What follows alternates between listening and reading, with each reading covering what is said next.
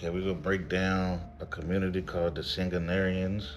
Um, talking about vampires of ancient time all the way to now. Because, like I say, whatever has been done in ancient time is being done now. We know the vampire, the mythological version, was supposed to be based off Vlad Impala. So we're going to go into the communities of people who say they're vampires, the psychological um, um, reasoning, and people, famous people who actually does it too. Because if you could find a lower level of people doing it that's addictive, that they're saying there's a problem. What happens when they have money? What happens when they can hide it? What happens when they can do things that a poor person who's addicted to blood can't do? We'll see. Stay tuned. Sanguinarians are part of a non-supernatural subculture who believe they have a physiological or psychological need to consume small, consensual amounts of blood to maintain their health and vitality. Reasons for drinking: they report feeling fatigued, depressed, or experiencing physical ailments that are temporarily relieved by drinking blood.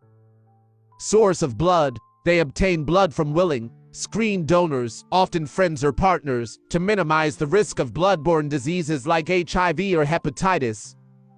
Lifestyle: many lead otherwise ordinary lives with jobs, families, and no belief in the supernatural. The practice is separate from the fictional portrayals of vampires in popular culture. Clinical vampirism, Renfield syndrome. Clinical vampirism is an obsession with drinking blood that is recognized as a rare psychological disorder, though it is not an official diagnosis in the DSM, Diagnostic and Statistical Manual of Mental Disorders. Onset and progression: the condition often begins in childhood with an exciting experience involving blood, progressing through adolescence to an association with sexual arousal, power, or control. Criminal context: in some extreme cases, this behavior has been documented in forensic psychiatry, with serial killers engaging in vampiric rituals with their victims. So when something like this is psychological, understand it's not just the serial killer, it's not just the person that regularly walks the streets. Um, it's the top people too with the money. This is an addiction.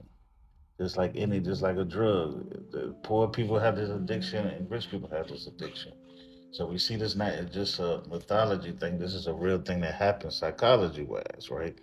Serial killers have done it. People at age of time has done it. Even then, when you go to the hood and in the projects, when they have said friends that have committed killings, said to them that they was addicted to unlaving people in the blood.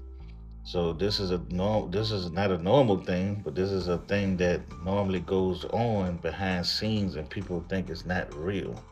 Okay, so we had to start understanding that in ancient times, it's happening now. The same bloodline is to now. The same DNA, the same sickness. Everything has been passed on into modern times. Next, ancient and famous people who have done it. Megan Fox and Machine Gun Kelly. The couple famously admitted to drinking each other's blood for ritual purposes.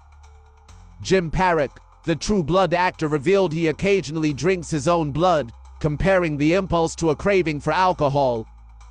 Angelina Jolie and Billy Bob Thornton. During their marriage, the couple wore vials of each other's blood around their necks, a gesture they described as romantic rather than vampiric. Marilyn Manson and Dita Von Teese. Reports claimed the couple exchanged blood during their wedding ceremony as a way to cement their bond.